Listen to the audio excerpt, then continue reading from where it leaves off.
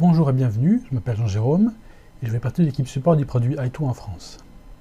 Dans cette vidéo, aujourd'hui, on va voir une fonction d'AnySoftBook qui est envoyée à l'arrière-plan. Cette fonction se trouve dans l'onglet Réorganiser et elle est ici, envoyée à l'arrière-plan. Si je pose le curseur dessus, on va avoir une explication, donc envoyer à l'arrière-plan. Définissez les éléments sélectionnés en tant qu'éléments d'arrière-plan. Vous pouvez utiliser les éléments d'arrière-plan en tant que canevas afin de superposer d'autres éléments du graphe. Les cartes, les graphes de scène, de crime, les codes d'alerte et les logos d'organisation sont des éléments d'arrière-plan typiques. Les éléments d'arrière-plan ne sont pas impactés par la présentation et les outils d'analyse ne les prennent pas en compte. Alors, donc, ça veut dire quoi? Là, j'ai un graphe ici et je souhaite pouvoir figer cette partie-là du graphe. Pour ça, donc, je vais sélectionner ces éléments-là. Je vais ici donc dans Réorganiser, Envoyer à l'arrière-plan, je clique, et j'ai une option Envoyer à l'arrière-plan.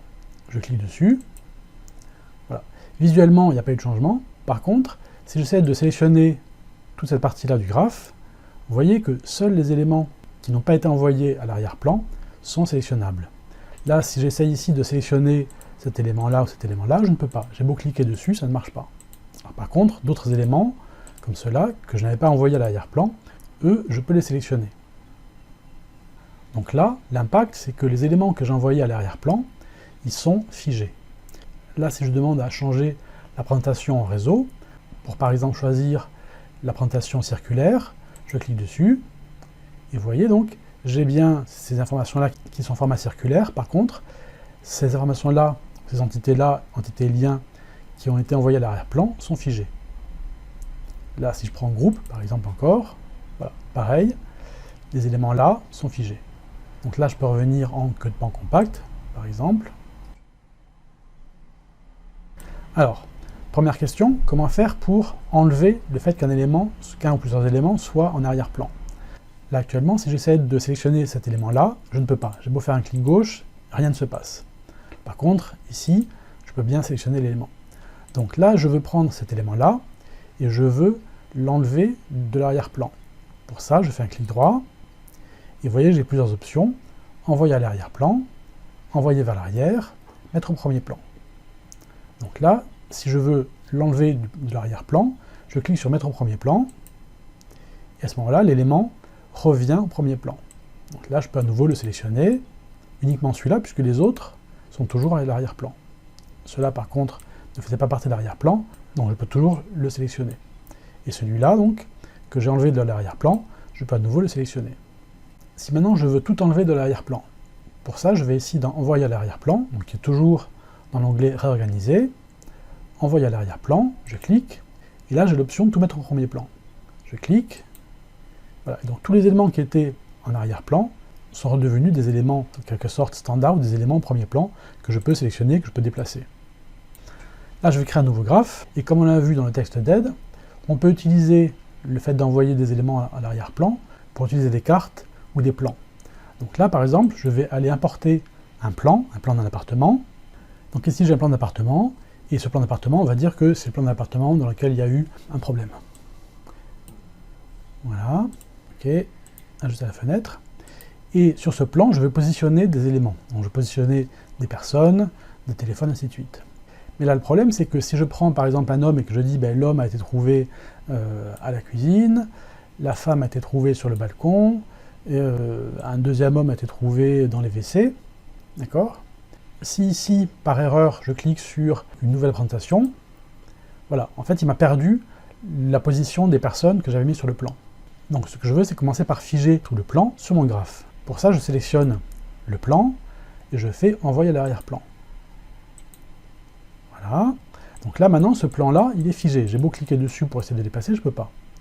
Là, la personne numéro 1, donc, que j'avais mis ici, la femme était sur le balcon et l'homme était au WC.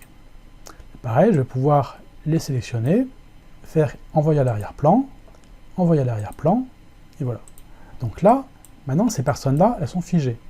J'ai beau cliquer sur queue de pan, ou queue de pan compact, ou organisation, mon graphe ne va plus bouger. Et mes éléments du graphe ne vont plus bouger.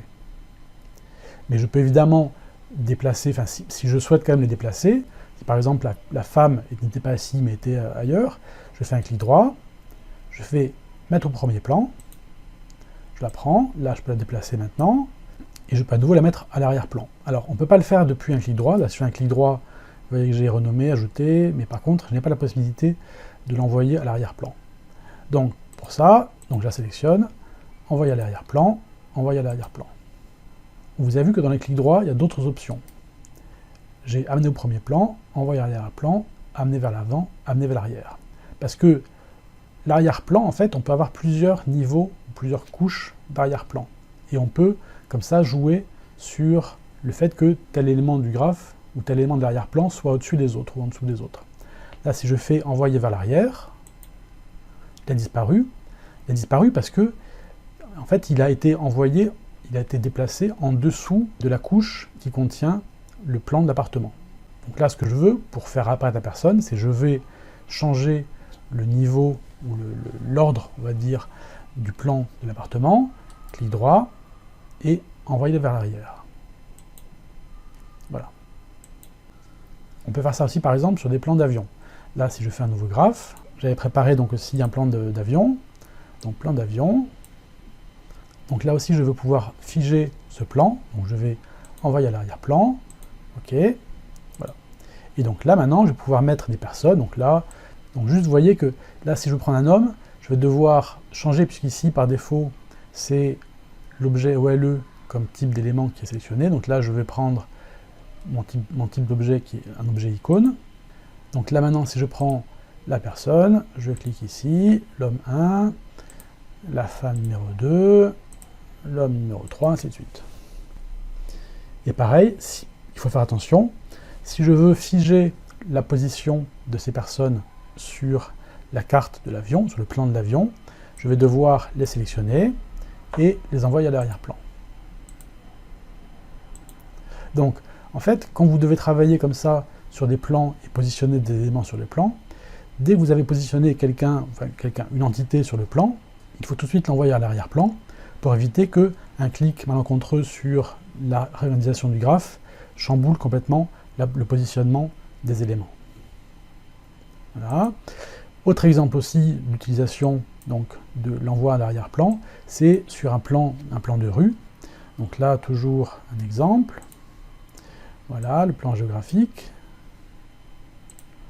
Ok. Et là, vous voyez, ici, le plan géographique, il est au-dessus du plan de l'avion, puisque pour l'instant, le plan géographique, donc le plan du quartier, il est libre, il n'a pas encore été envoyé à l'arrière-plan.